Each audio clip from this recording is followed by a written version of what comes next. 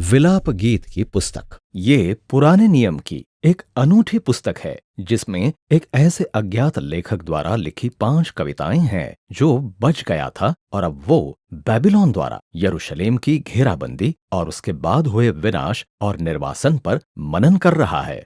दूसरा राजाओं की पुस्तक की पूरी कहानी याद करें।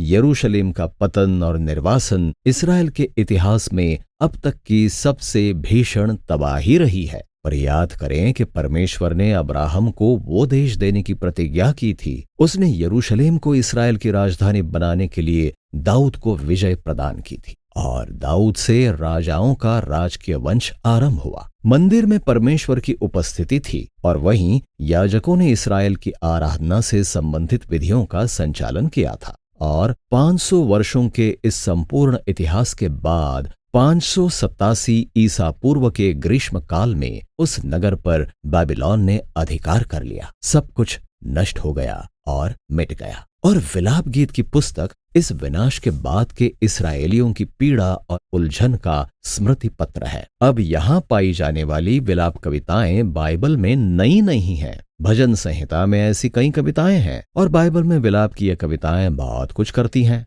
वे विरोध का एक रूप है। वे इस संसार में हो रही उन भयानक घटनाओं की ओर परमेश्वर सहित सबका ध्यान आकर्षित करने का तरीका है जिन्हें सहन नहीं किया जाना चाहिए। ये भावनाओं को उभारने का एक तरीका है। इसलिए इन कविताओं में परमेश्वर के लोगों के पापों और स्वार्थ के कारण आए विनाश पर अपने क्रोध और निराशा को प्रकट करते हैं। और ये कविताएं ऐसा स्थान है जहां उलझन व्यक्त की जाती है। दुख हमें परमेश्वर के चरित्र और उसकी प्रतिज्ञाओं के विषय में प्रश्न पूछने पर मजबूर करते हैं और इनमें से किसी को भी बाइबल में तुच्छ नहीं जाना जाता। इसके विपरीत विलाप की ये कविताएं मानवीय दुखों को पवित्र गरिमा प्रदान करती है। इसलिए परमेश्वर को संबोधित किए गए दुख के ये मानवीय शब्द अब परमेश्वर के लोगों के लिए परमेश्वर के वचन का भाग बन गए हैं। इन 5 कविताओं की रचना जानबूझकर इस रीति से की गई है और ये पुस्तक के संदेश का हिस्सा है।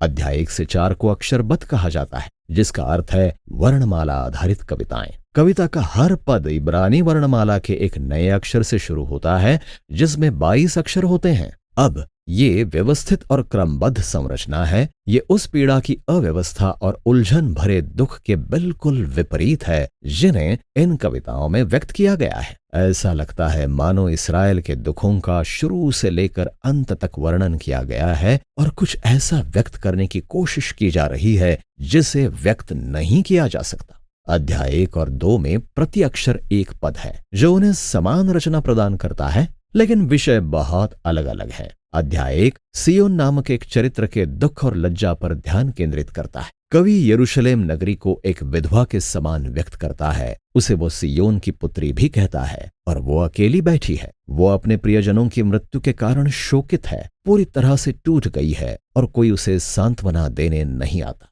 ये बहुत ही शक्तिशाली रूपक है। और फिर सियोन नगरी पुकारती है, वो परमेश्वर को पुकारती है कि वो उसकी दशा पर ध्यान दे। और इस रूपक के द्वारा कवि ये दिखाता है कि उस नगर के विनाश के कारण इस्राएलियों के मनों को गहरा आघात पहुंचा है और इसे केवल अंतिम संस्कार और किसी प्रियजन की मृत्यु के अनुभव के रूप में ही व्यक्त किया जा सकता है। अध्याय 2 यरूशलेम के पतन पर ध्यान देता है और बताता है कि कैसे ये पतन इस्राएल के पाप का परिणाम था और यह सब परमेश्वर के क्रोध के द्वारा हुआ था, जो इस कविता का मुख्य शब्द भी है। अब ये याद रखना महत्वपूर्ण है कि बाइबल में परमेश्वर का क्रोध अचानक आ जाने वाला अस्थिर क्रोध नहीं है। बाइबल के कवि और भविष्यवक्ता इस शब्द का प्रयोग परमेश्वर के न्याय के बारे में बात करने में करते हैं। इस्राएल ने परमेश्वर के साथ एक वाचा बांधी थी और सदियों से वे अन्य देवताओं की उपासना करने, अन्याय करने, गरीबों पर अत्याचार करने के द्वारा इसका उल्लंघन कर रहे थे। और हाँ, परमेश्वर क्रोध करने में अवश्य धीमा है, लेकिन वो अंततः मानव बुराई पर क्रोधित हो जाता है और वो दंड के रूप में अपना धर्मी क्रोध प्रकट करेगा। यरूशलेम के मामले में ये बेबीलोन को आने और यरूशलेम नगर पर विजय पाने की अनुमति देने के रूप में था। इस प्रकार यह कविता इस बात को स्वीकार करती है कि परमेश्वर का क्रोध उचित है, लेकिन यह कवि को विलाप करने से और परमेश्वर से ये विनती करने से नहीं रोकता कि वो एक बार फिर दया दिखाएं। अध्याय 3 प्रति अक्षर 3 पद के साथ इसकी रचना करता है, इसलिए यह पुस्तक की सबसे लंबी कविता है और इसमें एक अकेले पुरुष की आवाज है जो सब लोगों के प्रतिनिधि के रूप में अपनी पीड़ा और दुख को व्यक्त करते हुए बात कर रहा है। और दिलचस्प बात यह है कि यह अध्याय ऐसी भाषा शैली से भरा है जो पुराने नियम के अन्य हिस्सों से ली गई है, अय्यूब के विलाप से और विलाप के अन्य महत्वपूर्ण भजनों से, और यहाँ तक कि यशायाह के दुख भोगने वाले सेवक की कविताओं से भी। और कवि अपनी इस कठिनाई को परमेश्वर के न्याय के रूप में देखता है, जैसे कि अध्याय 2 कहता है। लेकिन विरोधाभासी रूप से ये कवि को आशा देता है और ये उसे पूरी पुस्तक में केवल इन्हीं आशावादी शब्दों को कहने के लिए प्रेरित करता है। यहोवा की वाचाई विश्वास योग्यता के कारण हम मिट नहीं गए, उसकी दया अमर है, प्रतिभोर वो नई होती जाती है। हे परमेश्वर, तेरी सच्चाई महान है। इसलिए मेरे मन ने कहा, यहोवा मेरा भाग है, इस कारण मैं उसमें आशा रखूंगा। कवि तर्क देता है कि अगर परमेश्वर मानवीय बुराई पर अपना न्याय लाने में अटल है, तो वो अपनी इस वाचाई प्रतिज्ञा में भी अटल रहेगा कि वो बुराई को जय प्राप्त करने ना दे। इसलिए इस कवि के अनुसार परमेश्वर का दंड भविष्य की आशा का बीज है। अध्याय 4 फिर से अध्याय 1 और 2 के समान अक्षरबद्ध संरचना की ओर लौटता है और इसमें यरूशलेम की 2 साल की घेराबंदी का एक ज्वलंत और विचलित कर देने वाला चित्रण है। इसमें तुलना की गई है कि अतीत में यरूशलेम में सब कुछ कैसा था और अब घेराबंदी के समय ये सब कितना भयानक हो गया है। पहले बच्चे सड़कों पर हंसते और खेलते रहते थे, लेकिन अब वे भोजन के लिए भीख मांगते हैं। धनी लोग लजीज भोजन करते थे, लेकिन अब उन्हें गंदगी में जो कुछ भी मिल जाए वो खा लेते हैं। और राजकीय अगुए जो शान और शौकत से रहते थे, लेकिन अब वे इतने भूखे और गंदे रहते हैं कि पहचान में भी नहीं आते। और दाऊद के वंश के अभिषिक्त राजा को पकड़ लिया गया और घसीटकर दूर ले जाया गया है। कविता की शक्ति इन तुलनाओं के सदमे में आती है और ये उन दुखों की गहराई का वर्णन करती है जो इस्राएल ने अपने ऊपर डाले हैं। अब अंतिम कविता अलग है, क्योंकि ये रचना के स्वरूप को तोड़ देती है।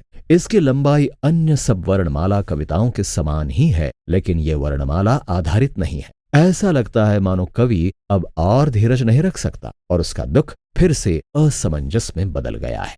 यह कविता परमेश्वर की दया के लिए एक सामुदायिक प्रार्थना है। इस्राएल परमेश्वर से विनती करता है कि वो उनकी पीड़ा को नजरअंदाज ना करें या उन्हें ना त्यागें। और ये कविता उन सब विभिन्न प्रकार के लोगों की एक लंबी सूची प्रदान करती है जो नगर के पतन के कारण नष्ट हो गए थे। वे परमेश्वर से विनती करते हैं कि वो इन लोगों को ना भूले और फिर वे दूसरों की ओर से विलाप करते हुए उनकी पीड़ा को व्यक्त करते हैं। इस पुस्तक में चुपचाप दुख उठाना केवल एक गुण ही नहीं है। परमेश्वर के लोगों से उनकी भावनाओं को नकारने को नहीं कहा गया है, बल्कि उनसे अपनी भावनाओं को प्रकट करते हुए और उसे परमेश्वर के सामने रखते हुए विरोध व्यक्त करने को कहा गया है। पुस्तक एक तरह के विरोधाभास के साथ समाप्त होती है। कवि स्वीकार करता है कि परमेश्वर संसार का अनंत काल का राजा है, पर वो ये भी स्वीकार करता है कि इस्राएल की परिस्थितियां उन्हें ये महसूस कराती हैं मानो परमेश्वर कहीं नहीं मिल रहा है।